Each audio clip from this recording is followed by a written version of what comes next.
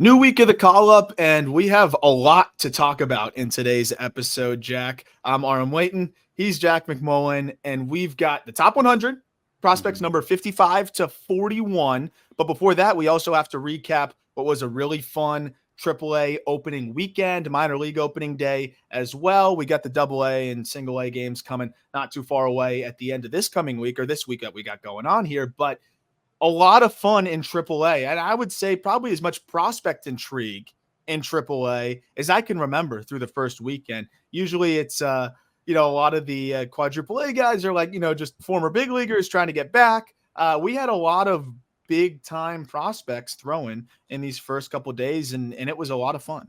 So you know what really struck me? Yes, the big time prospects throwing, and I agree with you. It is more prospect laden than most years, and pretty much every team has a top 100 prospect in AAA at this point. And I think that teams are more willing to push guys because they enter at a more advanced level. Like I just saw Brock Wilken got assigned to AA. He's ready to go in AA, and it's one thing to put somebody like Paul Skenes, who we'll talk about in AAA, because he's 100, and a lot of big leaguers can't hit 100, but a guy like Wilkin who, like hit the ground running in, college ball last year and then the complex and then quickly climbed levels, like double A feels aggressive in that front.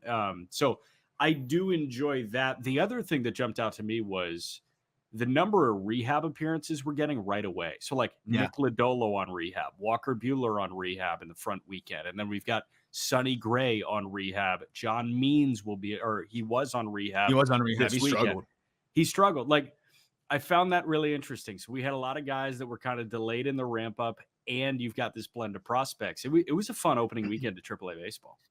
Yeah, and I mean, we should start with the prospect intrigue. One most notable prospect that you didn't get to see in person, but you got to call the game, and you were dialed in on every pitch. Paul Skenes, Pirates top prospect, and one of the best pitching prospects in baseball. It's really 1A and 1B with him and Jackson Joe. But Skenes, I mean, he made his 1A case in that first outing, just absolutely overpowering hitters. And whether you were a big leaguer, or a prospect, it didn't really matter. Paul Skenes was going to make you look uncomfortable. And it seems like they're still in the process of building him up pitch count wise, because in spring training, and I don't know what his workload was like in the backfields and things like that, but in terms of spring training, we had only seen him throw 32 pitches in that final outing on the big league side of things. So he just throws 46 in this AAA outing against Louisville, but 3 perfect, 5 Ks. Fastball averaged 100.2 miles per hour in those 46 pitches. What stood out to you the most with Paul Skenes in that AAA debut? Fastball command. He got into, I think, three ball counts, and he didn't lay down in any of them. And there were a couple of long ABs, and I'm blanking on who it was. It might have been Connor Capel, and he punched out Connor Capel, and he just threw his arms up. Like, finally, it happened, because there were 5 or 6 foul balls in a 3-ball count. He didn't give up. He didn't nibble. But I would say, yeah, 100 was great. He threw 22 fastballs, 12 of them were at 100 plus, and I think the quote unquote slowest was 99.4.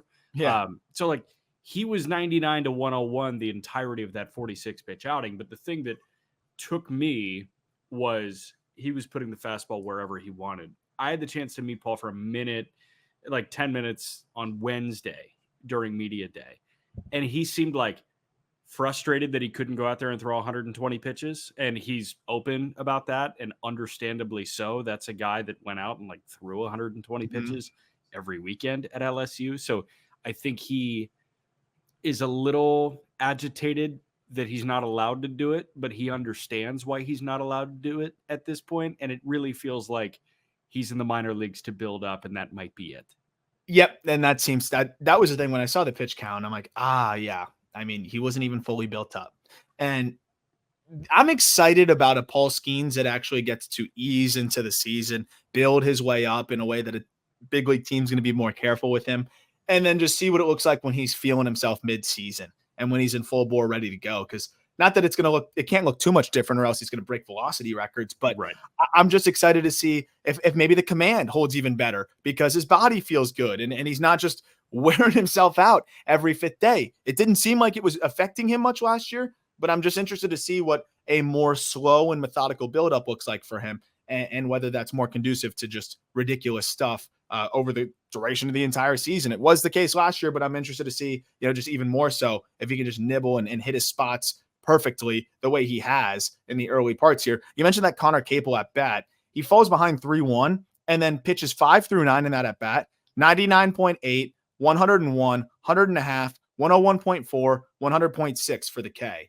And all of those fastballs were located either on the black on the outer half or just off of that until the last pitch, which was a high fastball, a chase pitch for strike 3 swinging. So that was as good as you could have asked for Paul Skenes, as good as anything you could have expected. And in that outing, just one last note, you mentioned the fastball command. He threw 22 of them, 16 for strikes. And then the one thing was a slider. And again, he's throwing multiple variations, and he threw some really good ones, but 14 sliders, half of them for strikes. The other thing that I thought was really important and impressive was that this splinker, or whatever you want to call this changeup that he's throwing at 93 to 95, was pretty effective.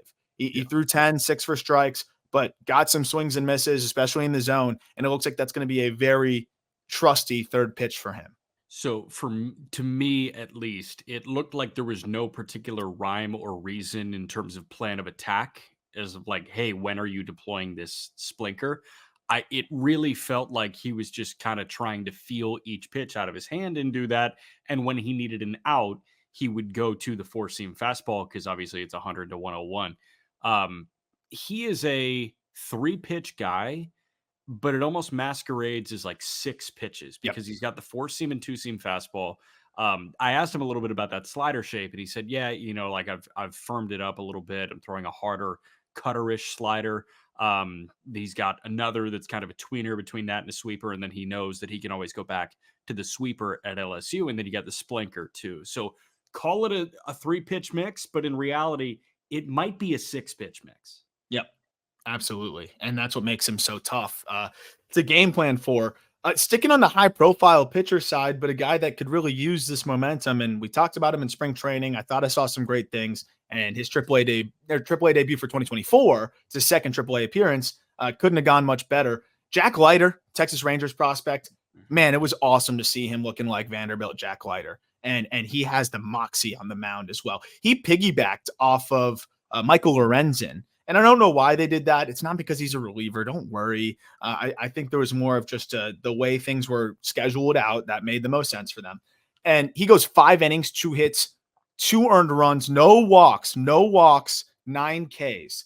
And the 2 earned runs, he was 1 pitch away from being 5 shutty, 9 Ks. But Joey Loperfido, who we should also mention on here as well, locked in 3 bombs already in this season, and he was the only guy that put a good swing on a ball from Jack Leiter. I mean, Jack Leiter was carving up to that point. He was 0-2 on Lope, kind of left a fastball. It wasn't the worst pitch ever, but Lope's dialed in, and he got a hold of it and took it over the wall. So it turns into 5 innings of 2-run ball with 9 Ks, 66 pitches, 47 strikes. You got to be feeling so good if you're a Rangers fan, and just as a baseball fan. I think Jack Leiter being successful is just better. I know we say that a lot about a lot of players, but seeing Jack Leiter fill up the strike zone with his fastball at a 78% clip, with his slider at a 71% clip, and then the curveball was a little inconsistent, but he mixed it in enough to where you had to think about it, and then threw a harder cutter as well. This is the Jack Leiter that was, the top arm in the draft, and a Jack Leiter that I think could end up really being closer to what we were hoping. Again, maybe it's not a frontline guy, but this screamed number 3 in the big leagues for me. And I think he can only get better from here as he continues to, get used to that slower windup. But that fastball was jumping. Yeah. Quick thing on Joey Loperfido. He probably should be on the Astros roster instead of John Singleton. That'll probably happen in the next month or so, I'd assume. I know it was like a tight race until the very end, and they opted for the 32-year-old Singleton. But if Loperfido continues to look like this, and he's not going to continue to look like 3 bombs in 3 games, but if he continues to swing the bat really well, you can't justify having him not on the Astros roster, especially coming off of a sweep at home. So I could totally see that happening with Leiter. The biggest number, and I love that you highlighted it and reiterated it, is the no walks for him, because all of a sudden the walks became borderline egregious at points last year. And that was not Jack Leiter. Like, that was not the Jack Leiter that went number 2 overall, but something was out of sync mechanically, out of whack mechanically. It seems like he's found it again. And Yep. if he does this for a 5-start stretch, like, we're going to hit a point in May where somebody gets dinged up in that Rangers rotation. They're still a month or two away from DeGrom and Malley and Scherzer coming back. Jack Leiter, if you're carving in AAA, we might have a debut on our hands. I agree. And you know that he's got the mental to handle it too. And he's another guy that you add to that fold. Wyatt Langford kind of built from that mentality as well, where they're not going to be scared of the big moment. It's just about whether the stuff's going to translate and they perform well. But you don't have to worry about the mental side as much. I mean, again, if you go back and look at those highlights, I posted all of his swinging strikes, the moxie on the mound. Like he's strutting his stuff. He's feeling himself. He's feeling good. And the one other thing I'll note is he's getting more extension than he was ever getting. So he's getting like 7 feet of extension, which for a guy that's 6'1", Yeah, it's how do you do extremely that? impressive. And then it's a slightly below average release height, and he's getting above average carry. You pair those three things together, that can pretty much make a fastball, like you think about stuff plus, like a full standard deviation better than where it was before. Yeah. So I think the fastball is looking like it's in a really good spot, and that's kind of that's what it's all about for him. Because at the end of the day, yes, you want to see a little bit more than just fastball slider, and you hope that the cutter, curveball, maybe even the occasional changeup can come along. But the way that Jack Leiter is going to succeed in the big leagues is with that fastball being a plus pitch. And at points last year when he was falling behind in counts and it was flattening out at times, wasn't looking like a plus pitch. No. Looked like a plus pitch in his season debut, and I'm very excited about that. Flying through some of the other names real quick, Jack, who do you want to go through? As we try to keep you briefed on who performed on the pitching side, and then wrap up with just a little bit on Junior Caminero, unfortunately going down with a quad injury. Yeah, a little bit of pitching. Quinn Priester, I thought, looked awesome. And Priester was a guy that I don't know if Bailey Falter was better than him in spring training. I don't think Bailey Falter was better than him in spring training. They wanted I guess, a lefty look, and Falter looked horrible on Yeah. Sunday in Miami. Priester, at the same time, it was funny. Like, you had Jared Jones and Paul Skenes throwing at the same time on Saturday, and then you had the juxtaposition of Bailey Falter and Quinn Priester throwing. Quinn Priester in his AAA season debut, 5 2/3, 1 hit, 1 run came as soon as he left the game.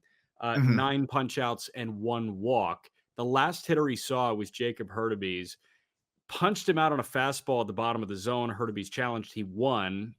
Walked. Willie Peralta comes in. I think it was first pitch bomb from the next hitter. So, like, Willie that was Peralta. Priester's only run. Yeah, I know. Ridiculous. He was sitting about 79. He was only throwing splitters and sliders. It was a tough watch. But Quinn Priester was awesome. Chase McDermott, another guy that really struggled command wise. He walked 5 in 4 1/3, but we know how gross Chase is. I watched that one. It was 5 walks, but it was like the effectively wild 5 walks. It didn't feel like he was tight roping as much as the stat line may suggest. And it just felt like he was in control. Like, he'd walk. It was almost like the Blake Snell situation where, okay, I put a guy on, whatever. And I'm fine. I'm going to lock it back in. Whereas there's other times where I've seen McDermott and it's like, I put a guy on. Okay, now I'm behind this guy. Now it's that tightrope feeling. It didn't seem that way with him. And real quick before we move to the next guy, Jerry Jones, big league debut. I mean, look, if you've been listening to this show, this is what we were expecting. Maybe not to this degree. He threw more sliders than fastballs, but filled the zone up with the fastball. 38 heaters, Jack, 30 for a strike. Tons of in zone whiff on both pitches. Mixed in 5 changeups for a strike as well. 5 for 5 on the changeups for a strike. That's all he really needs to do. It's just enough to keep you off balance as a lefty. And think about it. Jared Jones was spectacular up until running into, a little bit of trouble once the lineup came around a third time. But awesome stuff from Jared Jones. Fastball command is going to be the key to Jared Jones's, I think, baseball career, because the slider is so good. The fastball, from a data perspective, is so crazy. Good. Can you put it where you want it? Jared Jones in his big league debut was putting it where he wanted it until the very end, and that will make him borderline unhittable some days. Yep. I think it's similar to Leiter. I think the fastball is a little bit better in terms of the data and aspects of it, but there's some things that Leiter does to make it unhittable. I think for both of those guys, the fastball is really going to take them as far as they need to go, and then we'll see how the secondary is going. A couple other arms that I want to shout out. Christian Mena, real quick, Mhm. who went from the White Sox to the Diamondbacks. He went 5 shutout, 2 hits, 6 punch outs, and 1 walk. What did you notice from Mena if you caught any of that? Effectively wild, which was crazy because he didn't actually walk anybody. I think he had one walk in that outing you just said with the stat line across the board. Mm-hmm. But changeup, he threw 18 changeups, 4 for a strike, Oh, but was able to just circumvent that by spotting both breaking balls, like legit spotting them like crazy. I've never really seen a dichotomy like that where changeup is so inconsistent and then spotting the breaking balls. Fastball command was a little bit inconsistent. This was more of a tightrope act, but anytime you're a 21-year-old in the PCL and you're successfully tightroping and you're racking up the strikeouts the way he did and getting enough weak contact the way he did, thought it was an impressive outing, from a young arm in the PCL. yeah. And then 2 more guys. Carson Wisenhunt went 3 scoreless, 1 hit, no runs, 6 Ks in 3 scoreless, no walks. And Mason Black, 5 shutout innings as well with 5 Ks and no walks. So really encouraging performances from both those guys.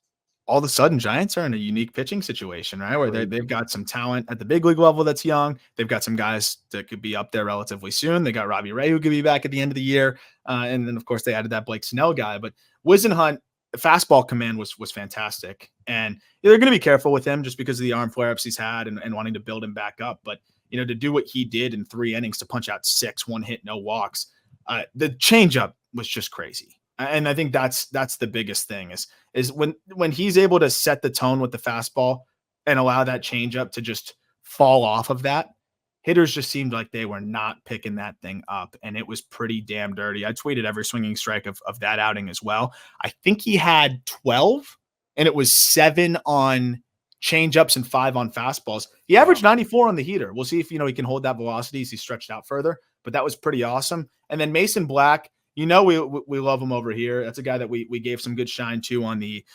episode where we broke down the Giant system. Another guy that filled up the zone with the heater. It's a unique heater because it's low release and creates a tough angle. And then it's kind of piecing it together with the rest of the pitches to keep hitters off balance. But he mixed in the slider really well. He mixed in a sinker, a cutter, a changeup, kept hitters just uncomfortable and turned in, again, in the PCL, being a fastball guy that, sometimes is going to get some fly balls, having that sinker to spell that, being able to, not walk anybody because there were spurts where the walks were bad. And in fact, I think one of his last, outings on the backfields or in spring training, he walked 5. So, to be back into filling up the zone like he was throughout spring training, by the way, before that, I thought was really encouraging. And you got to feel pretty good about where both of those guys are headed. And I think both will help the Giants at some point this year. Yeah, I would hope so. Couple other hitters that I want to shout out before we really get into Junior Caminero for a moment. Owen Casey is like spraying the ball around the ballpark. What's Yep. going on here? Owen Casey is 7 for 12 with 2 doubles. No homers yet, but he's not pull side Owen Casey right now. I saw him shoot a ball the other way. Like he really looks comfortable in AAA. That guy's a big leaguer this year, isn't he? Yep. I was just on Sports Card Nonsense or like who's a prospect that you could see getting called up and make an impact. And I think it's Owen Casey. We knew the power. I've put together like threads and we've talked about it on here about how the power is some of the best in the minor leagues, maybe other than Junior Caminero. And now, as you mentioned, I'm glad you hit on it. He looks like a complete hitter. His B swings, and this is the thing with guys like him. If you're able to produce a B swing, like you're not just gonna have one swing for one spot and you're only gonna crush fastballs and hangers. Like if you're able to still, have a decent swing, get a decent swing off when you're fooled, and you're as powerful as Owen Casey, not only are you gonna hit for more average because you have some adjustability, you're still gonna slug because your B swing is still better than a lot of A swings in terms of power. I'm watching this guy out front hit balls 113. And then we're seeing him, fully fooled and have enough behind him to shoot balls the other way and into the other gap in left center field. He looks like a more complete hitter. And Owen Casey, who as a more complete hitter, is scary as hell because we know he can slug and we know that he's going to draw his walks too. I thought he's been one of them, big standouts so far. How about Jordan Beck? Jordan Beck's another Mm-hmm. standout for me. Jordan Beck of the Colorado Rockies, 5 for 12, 2 homers, 6 driven in. The 2 homers, by the way, 450 feet, 439 feet. And I know he's in the PCL. I mean, they're still tanks. He looked very, very in control. And that Yeah. was kind of a nice thing to see from Jordan Beck, who I know, like, you get a little wishy-washy on. I know the Mhm. prospect, like, I know the industry as a whole gets a little wishy-washy on. Yeah, I think we're a little lower on him than the rest of the industry just because I am very concerned about the swing and miss, but like you couldn't have gotten off to a much better start Yeah. this year. And look, if he's slugging, who cares about the swing and miss with the athleticism that he brings to the table? I think we got to see a little bit of everything so far in AAA. Good defense in a corner, can plug into center. He hasn't done that yet this year. He did it in spring training when you need. But it all comes down to the slug. The more you slug, the more you can tolerate the whiff. And he's slugging out of the gate. I think he could put up some monster numbers in the PCL. And he's not even 23 yet. Yeah. And then we're going to wrap this kind of like first breakdown of the opening weekend up with Norfolk and Durham. It was awesome that we got this in the front weekend because there were prospects galore in here. A couple of guys before Junior Caminero. Heston Kerstad was 6 for 12. That was awesome. Ronnie Simon was 7 for 15, a guy Of that we course he was. continue to prop up. He was great. How hard did he hit that ball that you texted me about? 110? He popped to 110. Come on, man. Connor Norby was Unselected 6 Rule for 5 15. king. Yep. Look out. Norby was 6 for 15. Jackson Holiday went yard in his first AAA AB of the season. He's 5 for 14. Kobe Mayo's 5 for 14 with a 111 home run and a 111 single. And then wouldn't you know it, Kyle Stowers already has 6 driven in through his first 3 Yeah. games. He's 5 for 13. They're like the show. I mean, They are. I'm hoping to get to Norfolk before a couple of the guys get up, especially Jackson Holiday, who almost hit for the cycle, right? In like one of the first games. I mean, they're just so much fun. I think the most impressive swing of anything from that series was Kobe Mayo taking a backup cutter. Cutters that back up, those are the pitches that end up accidentally getting some of the worst swings that you're going to get from hitters. And it backs up. And not only does Mayo keep his hands inside of it, he's able to absolutely pummel it to left field because he's so quick, 111, as you mentioned. Holiday looking the part, as we would expect. Norby's just a hitter of all hitters. He just sprays the ball all over, makes a ton of contact. And you mentioned it with Stowers and Kerstad. It's what these guys are going to do until there's room for them on the big league roster or they get an opportunity elsewhere. But it was nice to see Ronnie Simon off to a good start. I think there's a role for him at some point this year with the Rays. I'm looking forward to these series every time we get to see them with these teams kind of battling against each other because there's just so much talent. Yeah. The tough piece of news is Junior Caminero, who, yes, took John Means deep dead center, which was amazing. But then he came up hobbling after trying to beat out a ground ball in the infield. And that was a tough one. I did a quick scan. I see no official diagnosis. I see no level of severity. Those typically take a little bit more time to come out as a minor leaguer as opposed to a major leaguer. But hopefully we understand what's going on with Junior Caminero quickly. Hopefully this is, a couple days of soreness and then we're good. We're back in the lineup. I'm hoping, man, because, it's just a testament to Junior. He plays the game hard. He's in AAA. And we joked like when we were at the spring breakout game, and it was right after Junior Caminero had been optioned back to AAA. And we were like, this guy shouldn't even try out here. Like, No, we were like, why should he even care? And then first AB, he grounds out and he's busting it up the line. And we looked at each other and we're like, he's just one of those guys. I love it. Mm-hmm. And it's the same thing here. He hits it back to the pitcher. He's busting it up the line and the quad goes, which sucks. And yeah, you could say, oh, well, he should be in the big league. What happened there too? Like, you don't know, but it's unfortunate, that to see it happen in AAA, but and I'd love to see him on the big league IL if he's going to be on the IL, but hopefully it's something minor. He bounces back quickly. And I will say through the first 14 plate appearances, he was awesome. I mean, he had 4 hits, 2 walks, 3 Ks, and that home run to dead center, not swinging and missing. And small sample, but not chasing nearly as much as well. Looked a lot more selective, which is, that's a huge development for him too. Really hope that he can bounce back quickly and be okay because, one, the Rays could use him, but 2, another guy where the game is just more fun when you got a guy like Junior Caminero in it. 100%. All right. We jumping into a 55 to 41. We're jumping into prospects 55 to 41 on the Just Baseball Top 100 list. But before that, a quick break.